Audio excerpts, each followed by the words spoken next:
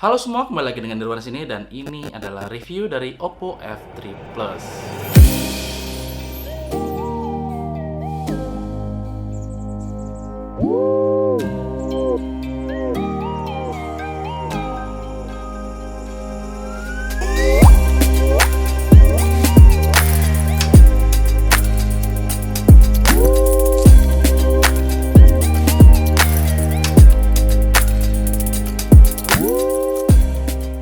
Kalau kita ngomongin soal desain, jujur nggak ada yang menarik sama HP ini karena garis desainnya terlalu mainstream, agak basi lah pokoknya dan terlalu ngiblat ke iPhone.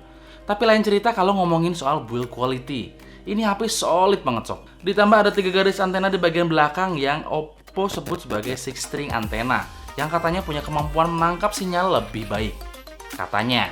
Hal yang paling kerasa ngeganggu menurut saya adalah ukurannya yang tergolong besar, pakai banget. Hal ini dikarenakan karena layar di F3 Plus punya ukuran sebesar 6 inch, jadi masuk kategori phablet. Ini juga yang bikin beberapa kali HP ini nyaris terjun bebas karena terlepas dari tangan. Oleh karena itu, penggunaan satu tangan sangat tidak dianjurkan. Jadi untuk urusan ukuran, kembali ke selera sobat, suka HP yang compact atau yang bongsor. HP ini pakai layar GDI InCell berukuran 6 inch beresolusi Full HD yang udah mengusung teknologi 2,5D Curved Glass dan dilapisi kaca pelindung Corning Gorilla Glass 5. Agak disayangkan sih karena layarnya kembali menggunakan panel IPS, dimana seperti yang sudah kita tahu, seri sebelumnya yaitu Oppo F1 Plus pakai panel AMOLED yang bikin tampilan layar terlihat lebih gonjreng. Terus apakah panel IPS lebih jelek daripada AMOLED? Eits, nanti dulu. Untuk akurasi warna, IPS menurut saya lebih unggul karena warna di layar IPS lebih natural dan akurat. Berbeda dengan AMOLED yang cenderung lebih gonjreng karena memiliki kontras yang memang di atas IPS. Hal yang menurut saya jadi nilai jual panel AMOLED justru pada konsumsi daya yang lebih irit dibandingkan panel IPS. Layar berukuran 6 inch memang manjain mata banget, enak banget buat dipakai nonton film atau bermain game. Apalagi layar di HP ini punya tingkat ketajaman yang cukup baik serta viewing angle yang oke. Oppo F3 Plus pakai prosesor buatan Qualcomm yaitu Snapdragon 653 yang merupakan seri upgrade dari seri 652, di mana katanya lebih cepat 10% dibandingkan varian sebelumnya. Prosesor ini punya 8 inti yang terdiri dari 4 kali 1,95 GHz Cortex A72 dan 4 kali 1,44 GHz Cortex A53. Selain itu, HP ini juga diperkuat dengan 4 GB RAM dan 64 GB ROM, serta sebuah slot micro SD yang menyatu dengan slot SIM 2, yang bisa kamu tambah sampai 256 GB, jika kamu ngerasa kurang dengan internal storage-nya. Saat dicoba menggunakan aplikasi AnTuTu Benchmark, HP ini mendapat skor sekitar 90 ribuan, angka yang nggak bisa dibilang kecil ya. Di atas kertas, spesifikasi yang ditawarkannya sih oke, dan nyatanya ini nggak cuma sekedar angka sob.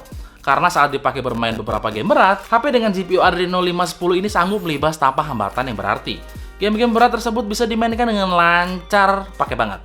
Buat main game aja lancar, apalagi cuma update status di Facebook. Smartphone ini mendukung dual SIM 4G di kedua slotnya. Ini kita ngetesnya pakai XL ya sob. Kalau mau tahu device dan kartu kamu ngedukung 4G apa enggak, pencet aja bintang 123 bintang 817 pagar. Atau buka aja app My XL atau bisa buka via web di xl.co.id/4G. Sensor-sensor di HP ini juga lengkap sob, layaknya sebuah HP flagship. Termasuk sensor gyroscope yang artinya kamu bisa pakai VR di HP ini.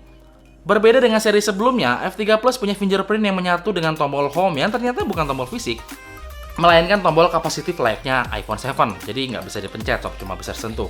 Jadi untuk kembali ke home nggak perlu dipencet, cukup disentuh aja dengan lembut dan penuh perasaan. Maka kamu akan kembali ke halaman depan atau home. Untuk performa fingerprintnya sih cepat banget ya menurut saya, karena nggak perlu di-ban layar, cukup sentuh aja dalam keadaan mati, maka layar akan otomatis hidup dan ter-unlock. Ada speaker di bagian bawah. Speaker ini punya kualitas output yang menurut saya jempolan sob, nyaring banget. Poin berikutnya yang akan kita bahas adalah soal ketahanan baterai. Saya ngerasa Oppo F3 Plus ini berada di bawah Oppo F1 Plus. Alasannya menurut saya mungkin karena penggunaan panel IPS dan ukuran layar yang lebih besar yang justru akan memakan daya yang lebih besar juga. Ini yang mengakibatkan Oppo F3 Plus lebih boros, walaupun ukuran baterainya besar. Dalam penggunaan normal, baterai di HP ini bisa bertahan seharian. Beruntung HP ini memiliki fitur VOOC Flash Charge, yang mana punya kemampuan mengisi baterai yang sangat cepat. Saya yakin banyak dari kalian bertanya, kenapa sih HP mahal tapi masih pakai interface micro USB? Kenapa sih nggak USB Type-C biar kekinian? Gini sob, Alasan utama kenapa Oppo masih mempertahankan interface micro USB adalah VOOC Flash Charge. Sistem fast charging ini punya desain charger yang khusus di mana kalau kita lihat dari dekat, jumlah pin di port micro USB-nya lebih banyak dari micro USB biasa. Hal inilah yang bikin Oppo masih bertahan di micro USB. Soal VOOC Flash Charge sendiri sih nggak usah dijelasin panjang lebar ya. Karena sampai detik ini saya akui fast charging buatan Oppo ini adalah yang terbaik. Ini masih VOOC biasa loh, belum Super VOOC yang konon katanya bisa lebih cepat lagi. Oppo F3 Plus pakai Android 6 Marshmallow yang dibalut tampilan antarmuka ColorOS 3.0. Bingung kan? Harganya mahal tapi masih pakai software yang nggak keginian? Jawabannya nih sob. Jawabannya adalah karena Oppo bukan menawarkan versi Android terbaru sob, melainkan lebih kepada user experience yang diberikan si ColorOS 3.0 ini, dimana itu nggak akan sobat dapetin di Android 7 Nougat sekalipun. Tampilan antarmukanya tanpa app drawer yang artinya semua icon dan aplikasi ada di home screen. Kita bisa merapikan icon-icon yang berantakan dengan mengelompokkan aplikasi-aplikasi berdasarkan kategori. Lanjut ngebahas soal kamera yang sebenarnya ini adalah nilai jual utama dari si Oppo F3 Plus ini. Terutama untuk selfie-nya, karena HP ini punya jargon selfie expert. Ada dua buah kamera di bagian depan dengan setup 16 megapiksel untuk normal lens dan 8 megapiksel untuk wide lens. Tingkat kelebaran lensa wide-nya mencapai 120 derajat sob, yang artinya foto selfie kamu akan lebih muat banyak orang dibandingkan foto selfie biasa. Sedangkan untuk kamera belakangnya juga nggak kalah canggih. Kamera belakangnya punya resolusi 16 megapiksel dengan sensor yang merupakan hasil kolaborasi Oppo dengan Sony yaitu IMX398, di mana sensor ini hanya digunakan oleh HP-HP seri atas Oppo. Selain itu, kamera belakang HP ini punya bukaan yang sama dengan Samsung Galaxy S7 Edge, yaitu mencapai f1.7, yang artinya di atas kertas dapat menghasilkan foto yang lebih baik dalam kondisi kurang cahaya atau low light. Dan angka bukan sembarang angka, karena hasil kamera HP ini memang patut diacungi jempol. Hasil selfie tetap juara dengan adanya Beautify 4.0 yang bikin hasil selfie terlihat lebih cakep tapi tetap natural.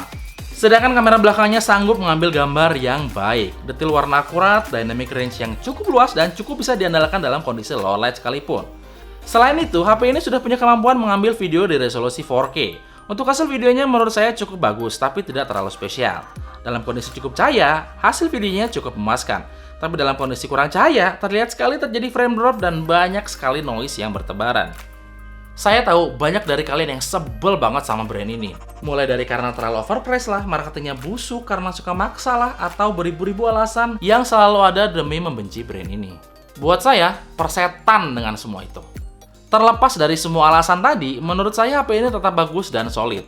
Performa kameranya juga menjanjikan.